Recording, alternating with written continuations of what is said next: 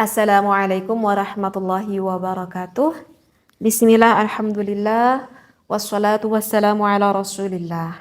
Para jamaah al-Islam yang saya hormati dimanapun Anda berada ya, saya cintai semuanya, kita saling mendoakan ya, meskipun ngajinya berjauhan, tetapi mudah-mudahan Allah tidak mengurangi keberkahan ngaji kita kali ini ya, amin ya Allah ya rabbal alamin.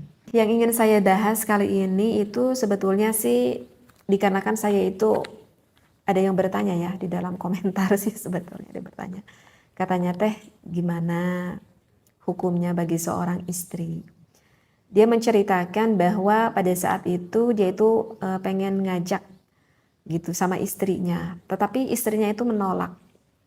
Dan alasan istrinya itu menolak itu agak cukup menyakiti akan perasaan suaminya karena istrinya itu alasannya menolak dikarenakan apa ya itulah dikarenakan berhubungan dengan ekonomi, bisa dikatakan ya mungkin kurang lah menurut istrinya itu di dalam ekonominya tersebut, sehingga ya mungkin kurang gairah karya istrinya dikarenakan entah kurang nafkah atau apapun, saya enggak kurang paham ya, kurang lebih pertanyaannya lah seperti itu. Lantas teh gimana gitu, itu sebetulnya berdosa enggak bagi seorang istrinya jika seperti itu? Kalau misalkan menolak seorang istri tetapi tidak sampai menyakitkan hati, ya suami pun kan punya perasaan ya. Misalkan contoh nih, saya contohkan seperti ini. Misalkan suaminya ngajak gitu, tapi istrinya tuh lagi gak enak badan banget gitu ya. Menolaknya pun istri itu dengan berkata yang begitu manis gitu ya sama suaminya. Aduh gitu ya. Misalkan bapak kayak apa ke suaminya bilangnya saya nggak tahu. Misalkan bapak mau ayang mau papih gitu ya. Kebetulan badan saya tuh lagi gak enak banget. Misalkan gimana dong gitu ya. Itu kan kita tuh berbicaranya dengan manis kan gitu, dengan ekspresi muka yang enggak akan menyakitkan hati suami. Ataupun misalkan kita itu terkadang kan hormon kita tuh enggak selalu selamanya stabil kan, terkadang hormon seseorang itu lagi nurun banget gitu ya, sehingga mengakibatkan gairah pada istrinya itu menurun pula. Misalkan ngasih kode gitu ya istrinya pada suaminya, aduh mas aku tuh lagi males banget misalkan gitu ya, aku tuh lagi males banget, kayaknya kalau pengen aku bersemangat kayaknya harus dipijit-pijit atau disayang-sayang, elus-elus dulu deh kayaknya misalkan. Nah itu kan ucapan istri seperti itu kan kode nih pada suaminya, oh mungkin istrinya lagi males, tapi kalau bukan berarti menolak kan istrinya seperti itu. Oh berarti ini kita tuh harus lebih eksklusif nih pada malam ini pada istrinya, biar lebih dirayu-rayu dulu agar apa ya meningkatkan gitu ya akan gairah pada sang istrinya seperti itu. Dan saya rasa kalau istrinya berkata seperti itu tidak akan menyakiti perasaan sang suaminya. Tetapi ketika seorang istri menolak kepada suaminya dengan raut muka yang gak enak banget dipandang oleh suaminya, apalagi ditambah mengucapkan dengan kata-kata yang menyinggung perasaan istrinya, maksud saya suaminya, apalagi kalau udah menyinggung ke dalam hal nafkah, ke dalam hal peruangan. Itu wahai para istri di luar sana, mudah-mudahan sekarang lagi banyak mendengar para istri-istri, kalau udah nyinggung ke di dalam permasalahan nafkah itu bagi suami itu sensitif banget. Kalau udah nyinggung ke sana, itu suami udah sensitif banget. Kenapa kalau udah nyinggung ke sana sang suami biasanya sensitif banget? Itu dikarenakan yang berkewajiban mengeluarkan nafkah kan suami. Sehingga di sana kalau udah menyinggung ke sana, perasaan sang suami itu akan lebih sensitif. Jadi bagi para sang istri harus berhati-hati ya kalau berbicara dengan hubungan di dalam permasalahan nafkah yang berupa uang tersebut ataupun berupa batin juga sama. Bagi laki-laki itu sensitifnya dua, nafkah lahiriah dan juga nafkah batinnya itu sangat sensitif banget bagi para suami. Jadi bagi para istri coba deh berbicara yang agak lebih cerdas lah seperti itu ya. Nah, maka apa sih yang akan didapatkan bagi seorang istri tersebut? Saya itu ingat ya kepada satu riwayat akan peristiwa yang terjadi kepada Siti Fatimah Zahra, putrinya Rasulullah Shallallahu Alaihi Wasallam. Pada suatu ketika Siti Fatimah Zahra itu sedang bercanda gurau nih dengan suaminya ya, dengan Sayyidina Ali karamallahu wajhah. Biasa sedang bercanda-canda aja. Tetapi pada saat itu Siti Fatimah itu bercandanya agak terlalu berlebihan. Terlalu berlebihan bahkan sampai menyinggung perasaan hati Sayyidina Ali karamallahu wajhah. Sekali lagi, awalnya cuma bercanda, tapi sampai menyinggung perasaan hati Sayyidina Ali karamallahu wajhah. Yang tadinya biasa-biasa saja raut muka Sayyidina Ali sehingga langsung berubah mukanya. Berubah mukanya menunjukkan tidak senang akan apa yang dikatakan oleh Siti Fatimah Zahra karena sudah melukai perasaannya. Bahkan sampai menunjukkan raut muka bahwa Sayyidina Ali itu marah kepada Siti Fatimah Zahra seperti itu. Ya, karena ucapan dari Siti Fatimah itu. Nah, di dalam riwayat itu diceritakan bahwa Siti Fatimah itu menceritakan kepada baginda, pada ayahandanya, kepada baginda Rasulullah Shallallahu Alaihi Wasallam dengan apa yang sudah terjadi. Lantas akan apa yang dikatakan oleh Siti Fatimah Zahra pun Rasulullah langsung mukanya juga sama berubah. Langsung mukanya berubah menunjukkan seperti marah kepada Siti Fatimah Zahra. Dan baginda Rasulullah mengatakan kepada Siti Fatimah bahwa hai anakku, jika suamimu tidak memaafkanmu, maka kamu akan mendapatkan laknat Allah. Na'udzubillah, summa na'udzubillah min dzalik. Begitu tegas sekali apa yang disampaikan oleh Rasulullah Sallallahu Alaihi Wasallam. Jadi sebetulnya ya, bagi seorang istri ingin mendapatkan surganya Allah, ingin mendapatkan ridhonya Allah, itu sebetulnya apa ya? Gampang-gampang susah kalau menurut saya ya. Karena gampang-gampang susah ya, karena gampang didengar, istri itu tidak perlu melakukan ibadah yang begitu banyak untuk mendapatkan ridho Allah. Cukup satu amal saja apa? Ketika seorang istri meninggal, suami ridho kepada diri kita. Cuman itu, iya. Ketika kita meninggal sebagai seorang istri, suami itu ridho kepada diri kita. Gampang-gampang susah kan? Gampang-gampang susah sebenarnya kalau yang saya rasakan ya. Sudah belasan tahun gitu di dalam berumah tangga seperti itu. Nah, sehingga kan di dalam berumah tangga itu dipupuk. Mesti ada rasa cinta, mesti ada rasa sayang antara kedua belah pihak pasangan itu. Tetapi yang ditanamkan rasa cintanya itu harus dikarenakan rasa sayangnya itu dikarenakan Allah Subhanahu wa Ta'ala. Sekali lagi, dikarenakan Allah Subhanahu wa Ta'ala. Dan hal itu bisa kita dapat kalau kita masing-masing antara pasangan suami dan juga istri yang lebih memahami akan arti ilmunya itu. Ya. Sehingga kita harus pahami bahwa di dalam kehidupan manusia tidak ada satupun yang sempurna. Gak ada satupun yang sempurna. Sehingga untuk menyempurnakannya itu, sekali lagi, untuk menyempurnakannya itu, maka pasangan itu harus menjadikan pelengkap yang menutupi akan kekurangan-kekurangan antara kedua belah pihak pasangan itu. Harusnya itu seperti itu di dalam rumah tangga. Misalkan seorang istri yang berkata, aku tuh pengen punya suami yang ideal, misalkan ya, pengen punya suami yang idaman, gitu ya. Lantas, bagaimana Bu, seorang suami yang idaman itu? Ya, kalau menurut saya sih suami idaman itu adalah suami yang bisa memenuhi ataupun yang bisa menafkahi aku secara lahiriah dan juga secara batiniah, gitu ya. Itu kebanyakan seorang istri ya seperti itu ketika berumah tangga, ya pokoknya pengen dikecukupi, pengen dinafkahi secara batiniahnya juga butuh begitu ya, dan juga secara lahiriahnya seperti itu. Ya siapa yang gak pengen? Seorang suami juga ya pengennya mempunyai istri ya ingin selalu seperti itu sepanjang hidup berumah tangga seperti itu. Hanya saja kan tidak semua bisa dikatakan kondisi orang itu sama di dalam berumah tangga. Karena kan yang namanya juga hidup itu kan penuh dengan ujian kan, gitu. Ya baik mungkin bagi seorang istri nafkah dari suaminya itu kurang. sebetulnya rasa kekurangannya itu kita kembalikan lagi kepada diri kita. Misalkan nih, ada seorang keluarga, penghasilan suami 1 bulan menafkahi keluarganya itu misalkan mampunya cuma 2 bulan, cuma 2 juta aja misalkan. Dan menurut istrinya itu aduh, dikasih nafkah sama suami 1 bulan cuma 2 juta, itu aku tuh udah kayak melarat banget misalkan. Banyak seperti itu, banyak sekali wanita, aduh saya merasa melarat, dibawa miskin sama suami. Bayangkan 1 bulan cuma nafkahi saya cuma 2 juta aja misalkan.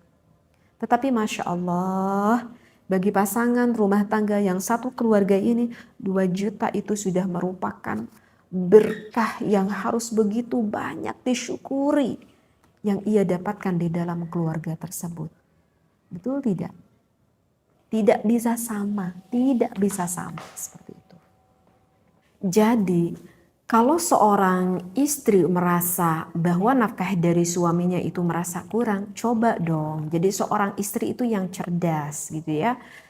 Kalau merasa dari suami kurang, coba Anda yang mencari sendiri untuk membantu suami. Seperti itu. Itu pun kalau suaminya ridho ya, dan mencari nafkahnya juga yang tidak menimbulkan fitnah, itu baru diperbolehkan oleh agama. Seperti itu ya. Nah, jadi kalau misalkan kita itu banyak terus nuntut gitu ya ke suami, ataupun suami yang banyak terus nuntut gitu ke istrinya, maka saya jamin hatinya itu nggak akan tenang. Ya. Jadi hatinya itu akan tersiksa. Karena apa? Karena terlalu banyak menuntut kepada pasangannya, seperti itu. Ya, jadi mudah-mudahan bisa difahami. Oh ya, saya hampir kelupaan. Dari riwayat tadi ya, dari Siti Fatimah itu sebetulnya belum selesai. Nah, tadi kan menunjukkan bahwa Rasulullah itu yang menunjukkan ekspresi muka yang marah kepada Siti Fatimah Zahra. Lantas Siti Fatimah berkata kepada ayahandanya, kepada Rasulullah SAW, ya Rasulullah, pada saat itu juga aku tuh bisa dikatakan mungkin kaget begitu ya Siti Fatimah, karena melihat raut mukanya suaminya seperti itu. Aku tuh sampai langsung meminta maaf beberapa kali kepada suamiku gitu ya baginda ya Rasulullah. Aku tuh meminta maaf, bahkan sesudah meminta maaf pun aku tuh sampai menari-nari gitu. Di dalam riwayat itu dikatakan saking Masya Allah, namanya juga ya putrinya Rasulullah, Siti Fatimah itu sampai berjoget-joget gitu ya, sampai menari-nari gitu di depan Sayyidina Ali karamallahu wajhah, sampai menari-nari agar apa? Agar suaminya itu memaafkan lagi kepada istrinya, kepada Siti Fatimah Zahra maksud saya. Dan ketika melihat tingkah Siti Fatimah, karena yang terus menari-nari gitu ya dengan penuh rayuan mungkin kepada suami agar memaafkannya, maka Sayyidina Ali pun raut mukanya kembali cerah kembali dan tersenyum-senyum melihat kelakuan Siti Fatimah Zahra. Masya Allah, namanya juga ya ini putrinya Rasulullah gitu ya. Dan Masya Allah, saya tidak bisa melakukan hal seperti itu ya. Ketika meminta maaf saya pribadi kepada suami, saya tidak bisa melakukan seperti itu. Dan biasanya kalau wanita apa ya, biasanya kalau wanita itu lebih cenderung akan mudah meneteskan air mata biasanya ya. Biasanya yang meminta maaf ya biasanya sih dengan tetesan air mata itu. Yang penting dari ini adalah suami meridhoi dan memaafkan apa yang kita lakukan. Dan begitu juga sebaliknya ya.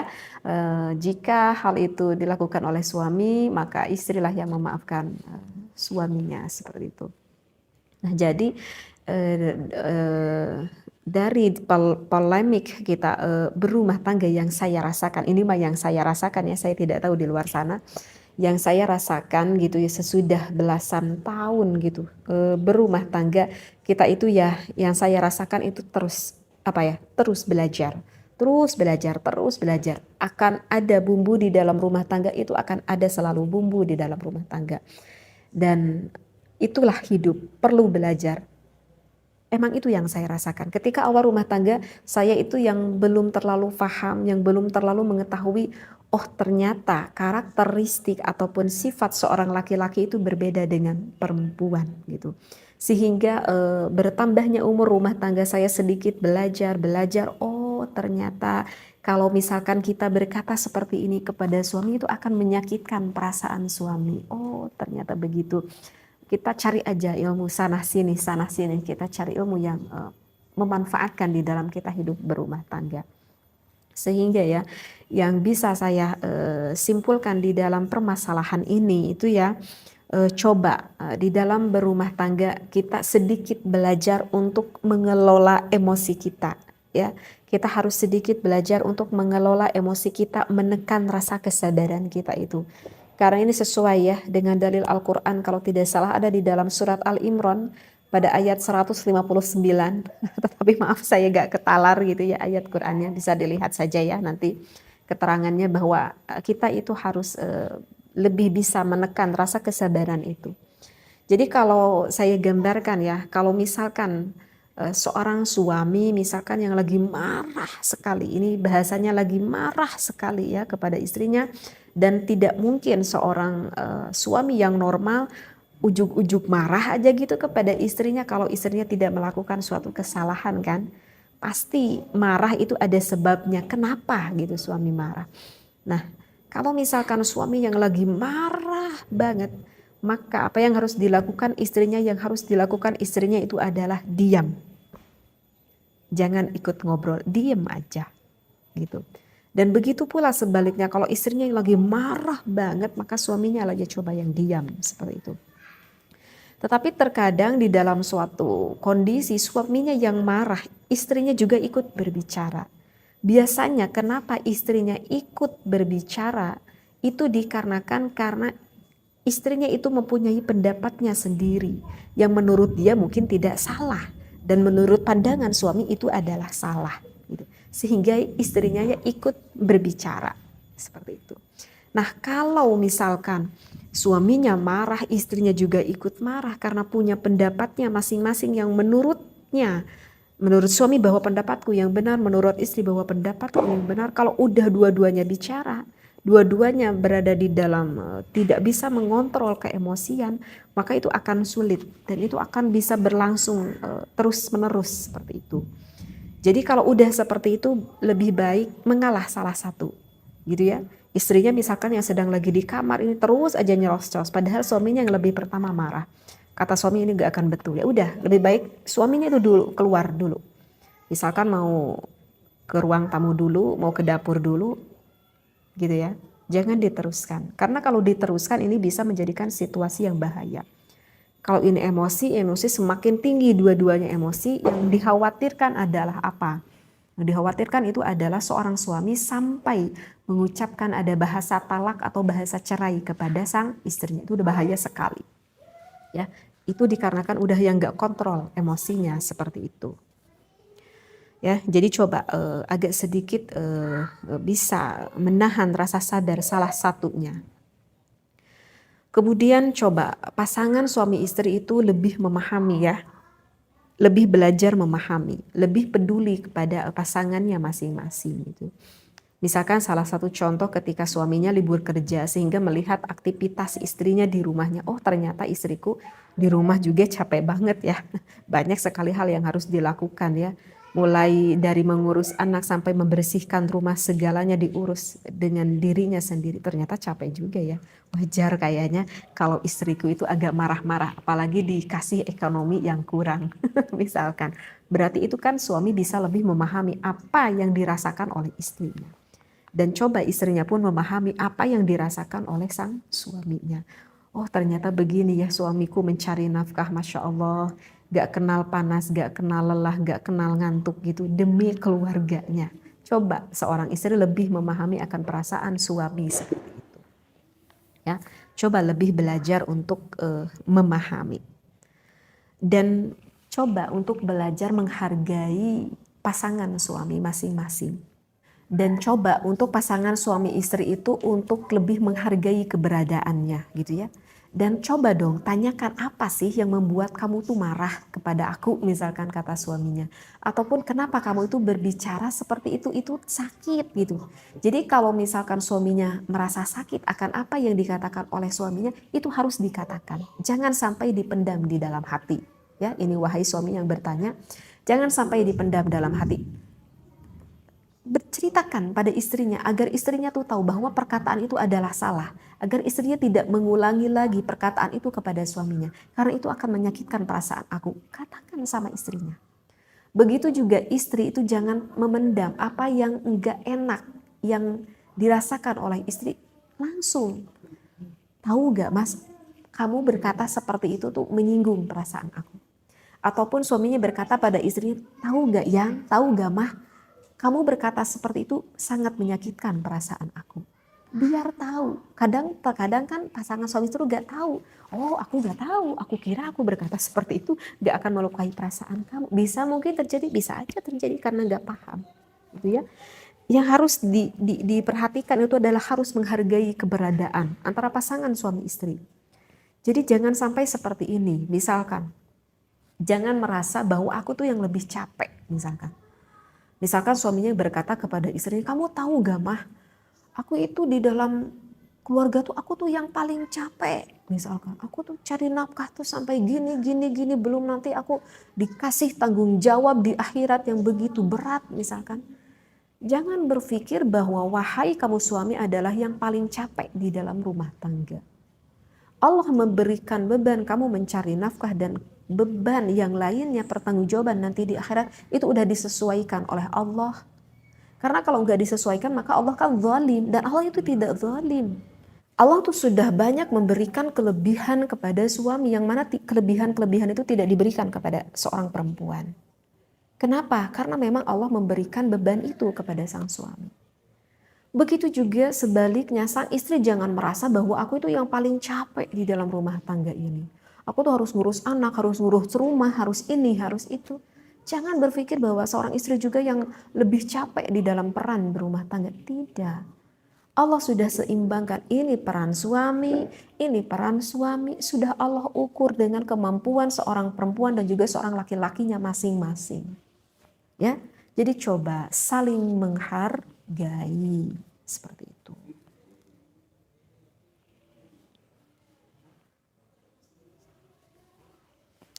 Dan ini nih yang paling penting harus bisa saling komunikasi dengan baik. Apa sekali lagi bisa berkomunikasi dengan baik. Berkomunikasilah setiap hari, setiap waktu berkomunikasi suami dengan istri. Komunikasilah dengan baik. Apapun ceritakan.